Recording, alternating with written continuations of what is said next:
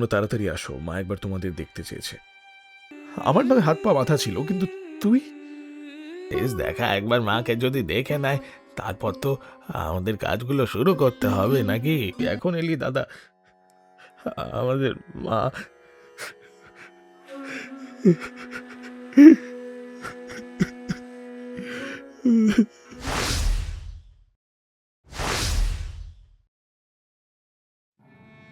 আমার আর বেশি দিন সময় নেই রে বাবা।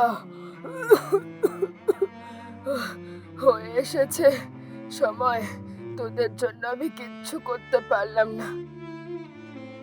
তুমি এমন কথা বলো না মা, আমাদের কাছে আর কে আছে বলো?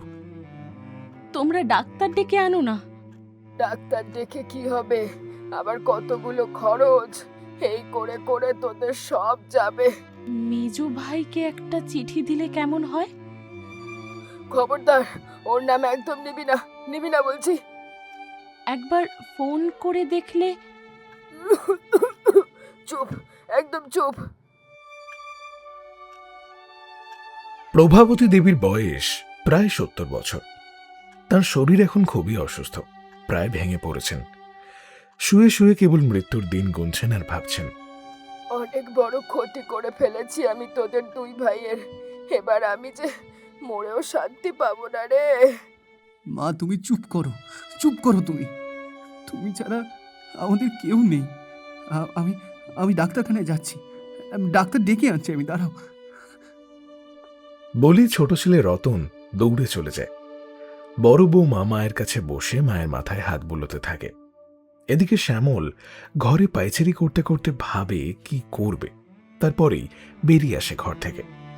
টেবিলের উপর থাকা ছোট্ট ফোনটা হাতে তুলে নেয়, তারপরেই ফোন করে।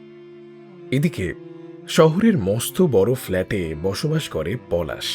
পেশায় একজন বড় বিজনেসম্যান, বড়ই ব্যস্ত মানুষ।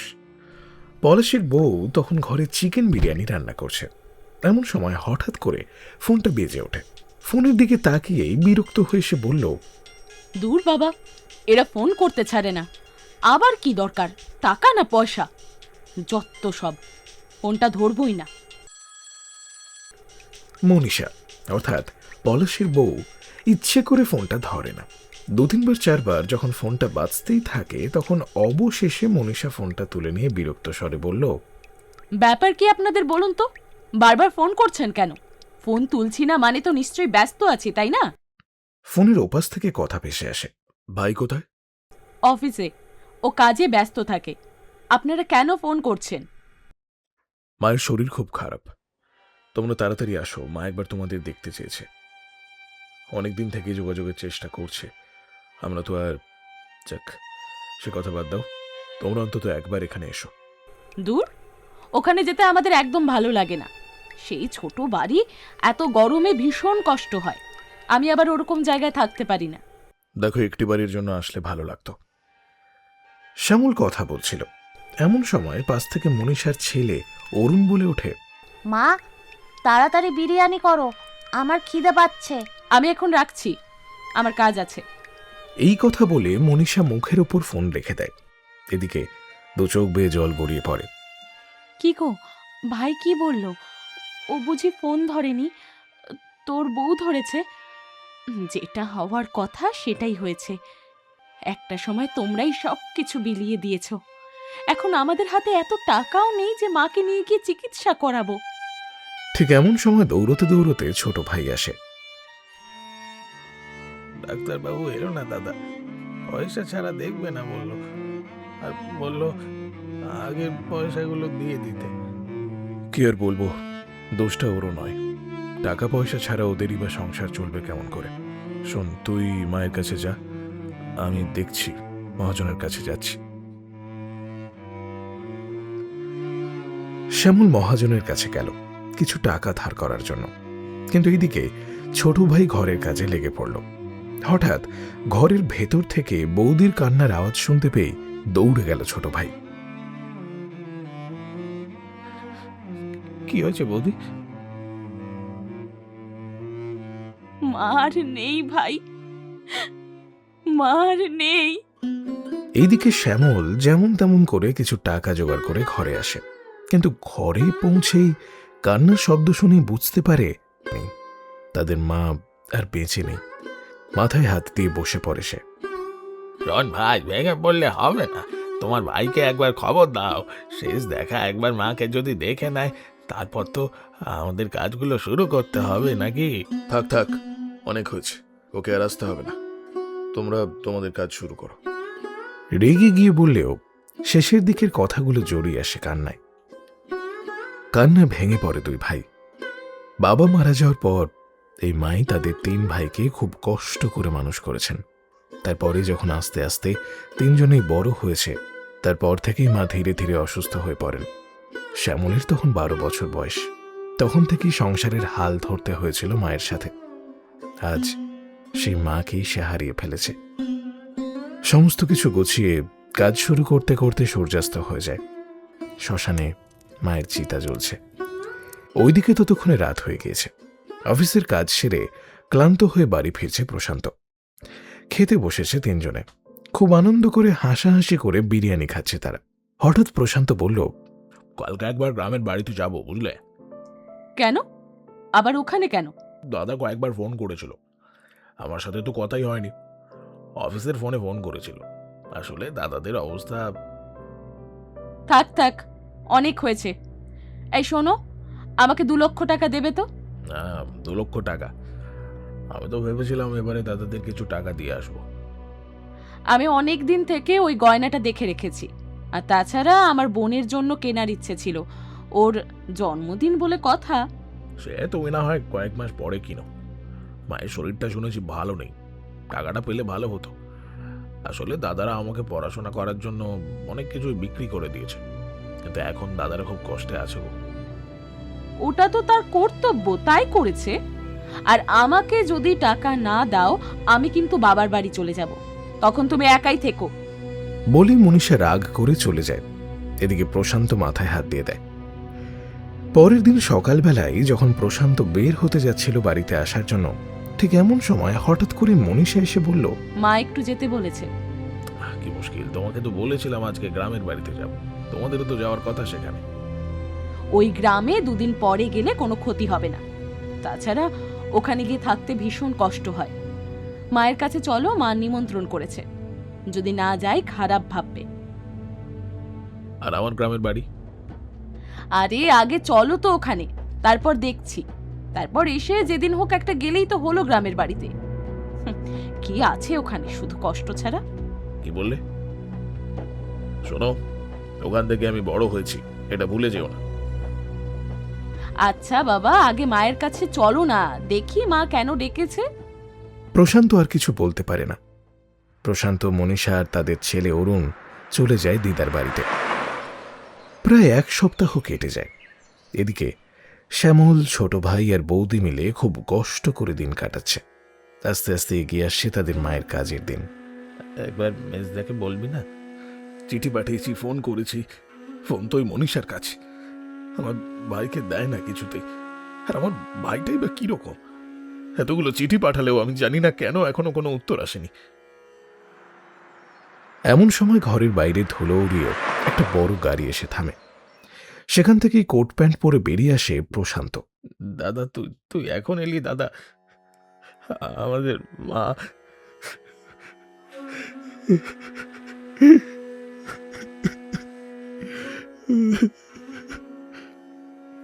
কথা বলতে বলতেই কান্নায় ভেঙে পড়ে সে।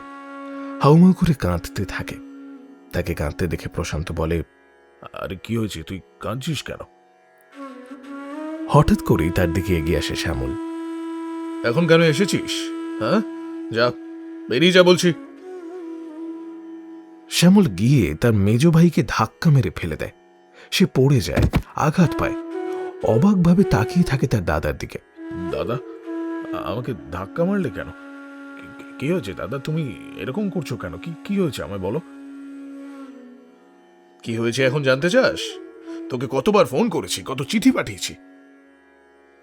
হ্যাঁ, আমি ব্যস্ত ছিলাম, কোনো চিঠি পাইনি আমি। তা কি করে পাবি? পাবি না তো, কারণ সমস্তটাই তো লুকিয়ে রাখা হয়েছে তোর থেকে। ফোন করে তোকে ফোনে পাওয়া যায় না। ভাই, মানে ভাই, মা মারা গিয়েছে কষ্ট পেয়ে। তোকে দেখার ইচ্ছে প্রকাশ করতে করতে, যন্ত্রণায় ছটফট করতে করতে মানুষটা মারা গিয়েছে, কিন্তু তুই তুই একটিবারের জন্য সময় করে আসতে পারলি না। আরে সাহায্য চাইছিলাম মাকে কলকাতায় নিয়ে গিয়ে ডাক্তার দেখানোর জন্য, আর তোর বউ কি বলল? তোর বৌদি বলেছিল যে বোন টাকা না পাঠাও, মাকে নিয়ে গিয়ে একটু বড় ডাক্তার দেখিয়ে কদিন তোমাদের ওখানে থাকার ব্যবস্থা করে দাও, মা সুস্থ হলেই আমরা আবার নিয়ে আসবো। আর তোর বউ তখন কি উত্তর দিয়েছিল জানিস? প্রশান্তর মুখ কঠিন হয়ে আসে। সে বলে, কি বলেছিল?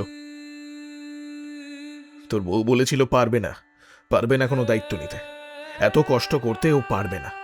আরে ভাই, তুই আমার একটা কথা বলতো, যেই মা আমাদের এত দায়িত্ব সহকারে মানুষ করলো, আমাদের এত বড় করলো, সেই মায়ের দায়িত্ব বয়সকালে আমরা নিতে পারলাম না।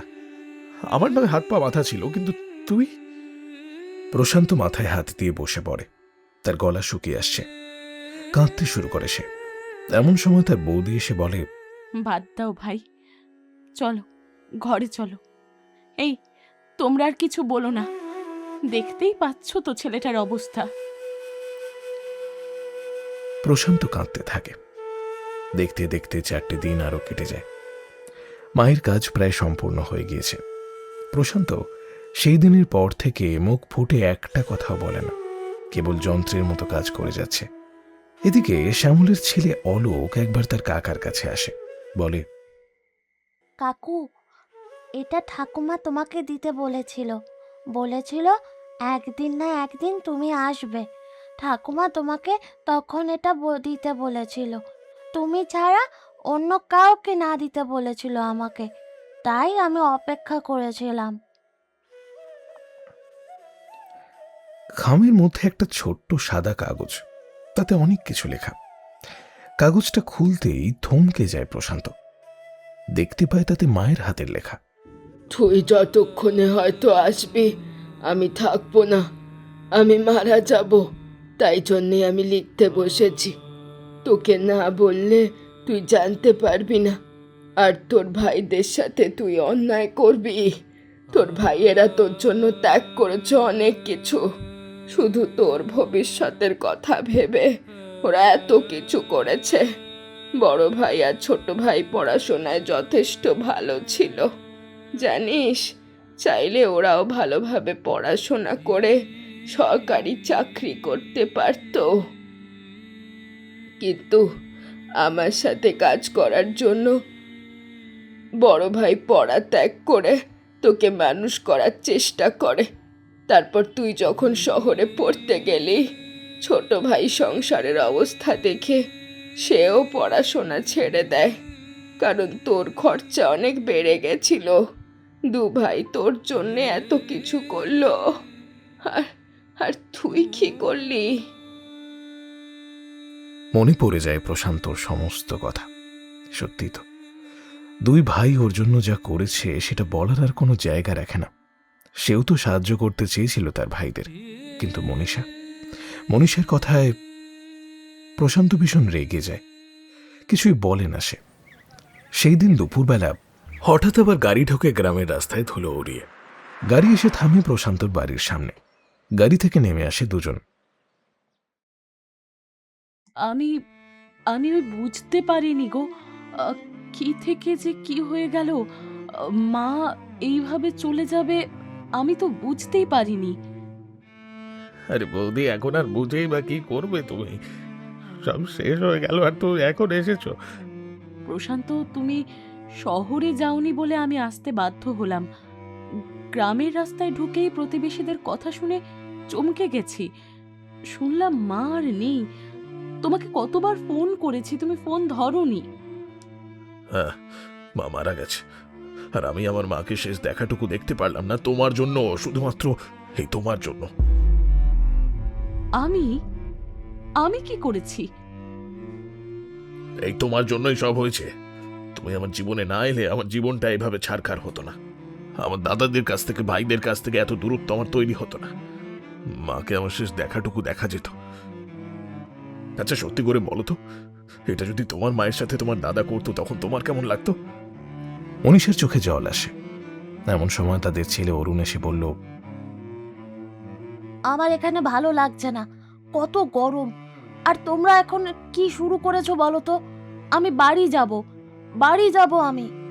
চুপ করো অরুণ, তুমি যাও এখন। আমি যাব না বলছি। আমাকে শহরে নিয়ে চলো। এই গ্রামে আমার ভালো লাগছে না, আর তোমাদের দায়িত্ব আমার সমস্ত কথা মেনে চলা।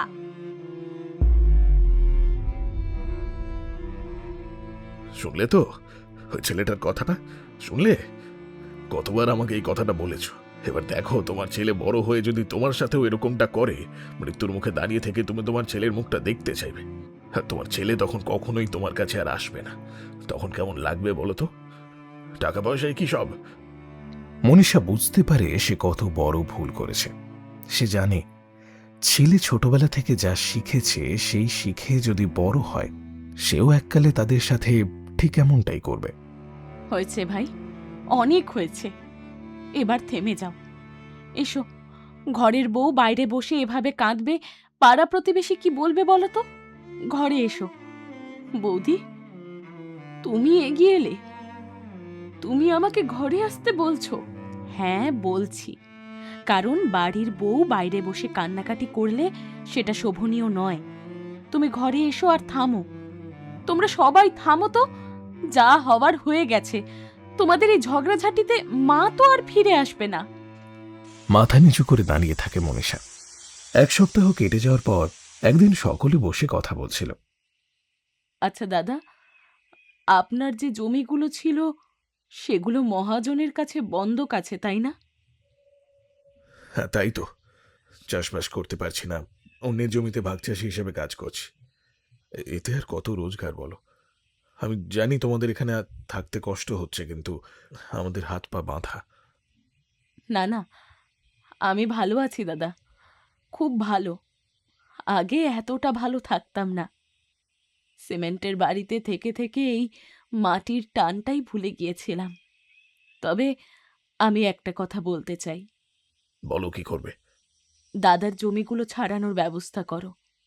আর আমরা যদি এই গ্রামে আমাদের কাপড়ের কারখানা খুলতে পারি, তাহলে তো বেশ ভালোই হয় বলো। গ্রামের মানুষেরাও তো কিছু করে খেতে পারবে, তাই না? হ্যাঁ, এটা তুমি ঠিকই বলেছ। এমনিতেও আমি একটা নতুন ফ্যাক্টরি করার কথা ভাবছিলাম। হ্যাঁ, বুদ্ধিটা এতদিন ভালো কাজে ব্যবহার করিনি, এবার করতে হবে। আচ্ছা, আমাদের খোকা কোথায়? ঘরের ভেতর থেকে খইয়ের মুড়ি নিয়ে আসছিল বড় বৌদি।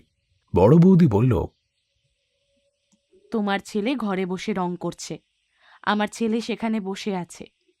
আচ্ছা, আমি যবে থেকে এলাম দেখলাম খোকা একদিনও স্কুলে গেল না। খোকার কি স্কুল বন্ধ নাকি? না, আসলে কেউ কিচ্ছু বলে না, কেবল চুপ করে থাকে। কি গো দাদা, কিছু বলো। ও স্কুলে পড়ে না, ওকে পড়ানোর মতো ক্ষমতা আমাদের নেই। আর এখানে সরকারি স্কুলের অবস্থা খুবই খারাপ। মহাজন দুর্দশা করে রেখেছে ওই স্কুলটা। ওই স্কুল বাড়ির ছাদ যে কোনো মুহূর্তে ভেঙে পড়বে, তাই ভয়ে কোনো বাচ্চারাই স্কুলে যায় না।